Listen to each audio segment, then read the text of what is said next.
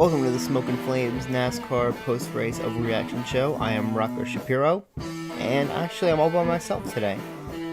Britt is tired, and I felt like recording. We came back from Talladega, which was the race this weekend, and we took a fun drive here from East Atlanta to go check out the event there and all the fun ensuing stuff. I took my camera in the Canon 70 for any nerds out there, and we shot some stuff. I'll end up putting it up a little bit later, but I wanted to have a nice conversation about the race, and just kind of I felt like this channel was a little bit low on content as of late. So Talladega happened this weekend, and it's my favorite track. I was there 4 years in a row from 2008 to 2012, I believe, and I stopped going after a while because of some of the racing stuff. I wasn't too fond of, and I was so involved in it too, which is strange. So I was so involved in the racing that it actually annoyed me when they would lock cars. So when the two cars would break away, that was it. I couldn't stand watching a whole race. That was that, and neither could my dad at that point because he was the one essentially paying for it. But so I ended up not going, and I hadn't been in a while, and I've been to Atlanta a few times since, but Talladega was always coming back at me, and especially this year with the way that Daytona went, I was really excited to see Talladega. So Talladega came up, and Britt, and I took my dad to come see it, and it was actually his suggestion. He said, "Hey, do you want to go back to Talladega? Let's do a Dega." And we thought about doing a weekend and such, but it's a little bit pricey and whatnot. So we ended up doing the day. So we did the Sunday race, and I guess we could start off with the Saturday race. The Saturday race was the Busch race. Oh, yikes! The Xfinity race. Sorry, I'm living in the past. All very fun. Eric Almirola, the winner there. I'm really digging the stage racing so far in all the series. Although I haven't seen a truck race since an Eon. It feels like, but everything seemed cool going in. We took the drive down there. I fell asleep instantly. If anybody knows me, I'm a baby when it comes to riding in a car. As soon as the car turns on, I fall asleep. But for some reason, I love NASCAR. I feel like those shouldn't go together, but it seems like a lot of fun. So we head down there, and we do the whole thing. You pack the food and the snacks, and I know the party life down there. So we headed down at like 7 a.m. and we cooked some eggs, had some bagels, and just sat around in the grass and watched people watch for a while, and then walked around to see the vendors. There are always good vendors around Talladega Superspeedway. And Britt and I would just walk around and check out some stuff.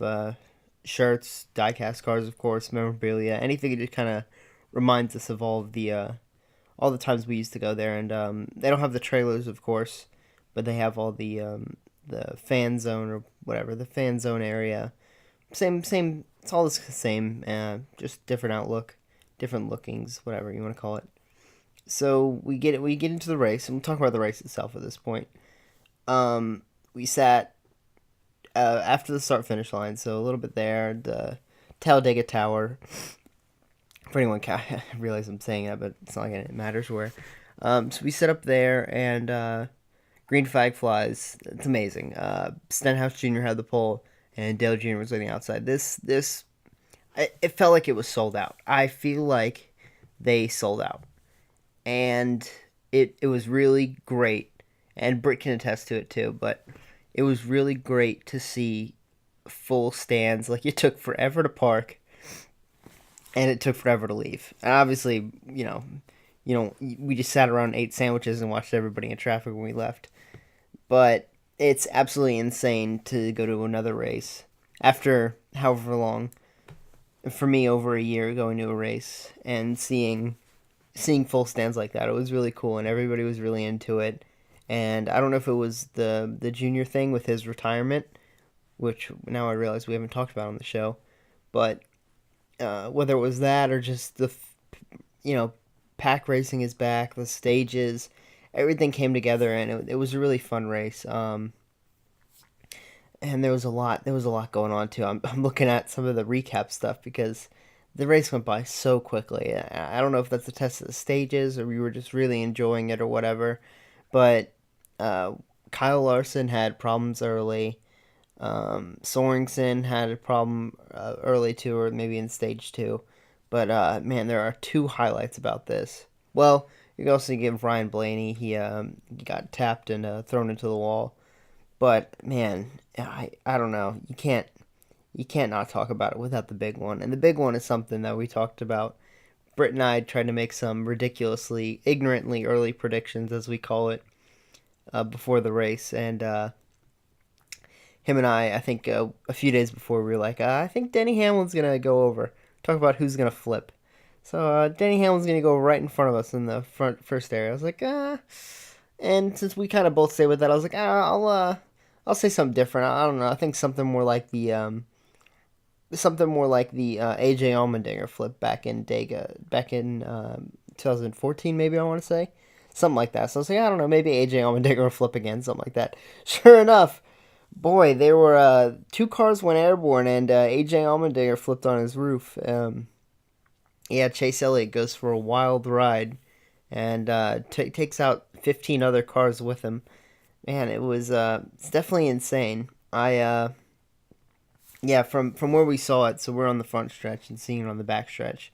It was definitely really insane. I'm sorry for my voice. It's after all day of racing and went to the Atlanta Braves baseball game a few nights before. Oh, refreshing. Yeah, so you get to that race and you know the wreck's gonna happen. Everybody's on the edge of their seat, and that really, and it was really it was really full of adrenaline. That's insane, and it really turned the course of the race because now that you've seen, we've seen the bomb, so we know it exists in the play, so it was just insane to see it all unfold that way, and then we had the shootout with what's his name, Kyle Busch and Stenhouse, who ended up winning the race, and it was absolutely mind blowing to see a first time winner, and I think for me that has only happened once before, and that was Brad Keselowski at Talladega when he helped Carl Edwards, the other Roush driver, go fly through the fence and through the air, which is one of the most memorable moments in NASCAR history, and one of the craziest events to happen in racing. So, I mean, there was a lot of that, and Stenhouse dominated practice or qualifying, really. And I even forgot about it when he won. It was just that he was kind of there the whole time, and nobody put their money on him, and he ended up taking it away. So I mean, good for him because Roush hasn't done very well, and it's widely known. Matt Kenseth left, Carl Edwards left, Greg Biffle. I don't know. He couldn't find any rhythm with it. They didn't have the equipment. They picked up Trevor Bayne, who was the Daytona 500 champion, but they never really went anywhere with that. And they narrowed down to two teams, and the Stenhouse team, they had two drivers for nearly 3 or 4 years that haven't won a race. And to see Stenhouse come out, win it, hold off the field the way he did, and even in the beginning of the race too, he really put on a great performance for the fans there. And to see that, it was really cool. Yeah, I mean there was so much going into that weekend, and yeah, I don't know. I'll keep it short for this because it is late East Coast time. So I did want to talk a little bit about the channel and a few other things. I have a Hall of Fame video I'd like to post from a few months ago when Britt, I, and my dad, even enough, that seems to be the only friends I have, uh, went to the Hall of Fame and check out the Tony Stewart stuff and a little bit more of the smoke in the Smoke and Flames. Then we went to the Hendrick shop, which is the Flames in the Smoke and Flames. That was really fun. Go through it. It reminds me of all the younger times when really the sport meant a lot to me, and it still does now. And honestly, it means more to me now than it did before. But there was a lull there, and I'm sure a lot of people would know. there was a lull in the early 2010s that NASCAR was faced with. And when I was younger, I was really into it. I was really into crazy, these insane drivers where they would do anything to win, and they had ego and anger. Some were nice, some were very angry, and it was really an emotional point in racing, and I mean a crucial part in my childhood. So to go back there and look at all the cars and remember the history and even learn some new things was a lot of fun. And then going to the Hendrick shop, and one of the biggest race shop in North Carolina, and to look at all the cars and stuff. It was really fun, and I'm happy to put that video on out after this, and like I said, I recorded with the Canon 7D at Talladega. Not a lot. I don't know. I like to enjoy it first. Let my own eyes see it before I record it. But I've been to Talladega a few times, so I thought putting a nice little film together would be pretty fun. And kind of seeing where that goes. So I'll put that up eventually. I have to edit that at some point.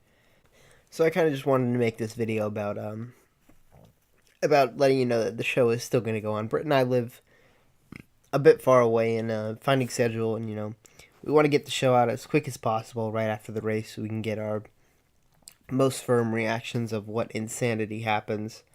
And it's kind of hard to get both of us in the same place after a race, depending on work or school or whatever.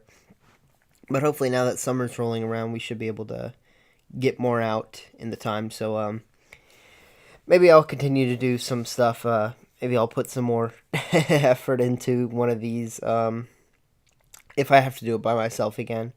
But if not, Britt's here, and Britt's a good host, and we'll see what we can do. Him and I can spark some really good NASCAR conversations. Right now, it doesn't seem like I'm doing very well. So if this is your first video, don't blame it all on this one. This is just what we call a bottle episode in the film industry. Just some BS, run of the mill, low budget episode. So this is Rocco Shapiro just sitting in Rocco's basement, trying to hold my voice together from falling apart and spit out whatever NASCARisms, talking NASCAR words I can speak in 15 minutes or so. So yeah, so we'll have more videos up, and I really like doing the overreaction stuff, and we should see where it goes from there, I guess. And well, I'm Rocco Shapiro. Thanks for hanging around. There should be more. Talladega was this weekend, so that means Kansas is next weekend, I want to say. Yeah, so they're going back to Kansas. Kansas should be a fun track. If I had to make a pick, oh man, I said on last week's show, or last time we had a show, I might have to keep picking Kyle Busch, because one of these times he's going to win. And man, is that guy frustrated. He has not had any good luck with him toward the end of these things. So Kansas, here's looking at you, Kyle Busch. I guess I'll pick you, Britt. Who would he pick? Britt would pick probably Kyle Larson. I don't know. Kyle Larson didn't have a good day today. As far as other things go, I think that's it. I don't think I had any other notes for that. I don't know. I was about to get into some diary. Dear diary, here's why NASCAR is the greatest sport ever. Because reasons. I just watched a video that I had on my YouTube channel from when I was 10 or 12, maybe 11. Tony Stewart had these tour meetups. When he was with Home Depot, so it was probably 2007 or 2008, and he would, they would tour around these Home Depots and do signings for X amount of hours at 8 in the morning or whatever, and I was 11, and I brought my 2007 COT Home Depot car, and I was like, all right, he's gonna sign. I got so excited, I took videos. I was like, he's gonna sign this car. He's gonna sign this windshield right here. And I waited in line. We waited in line. My mom took me to see him because she knows how much it would mean to me. And we go in line.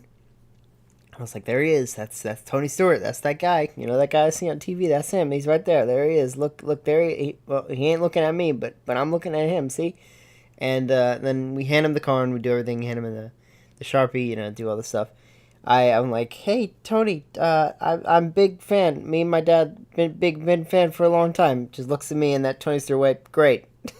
Just hands off. But it meant so much to me, and it's like, and watching it again, I hadn't seen it probably since I made it on Movie Maker in 2008. But looking at it, it's like that meant so much to me. But look at it, he's like he was through a long day. He did that every week. It was like just one kid meant 100 kids. So it was just like him brushing it off as great, but that meant the world to me. So it was really cool to see. I guess my hero at that point. And yep. Am I talking about Tony Stewart again? See, this is why you need a Britt McAllister, because he can pull me down to earth when I start rambling. So yeah. Anyway, more Smoke and Flame stuff coming soon.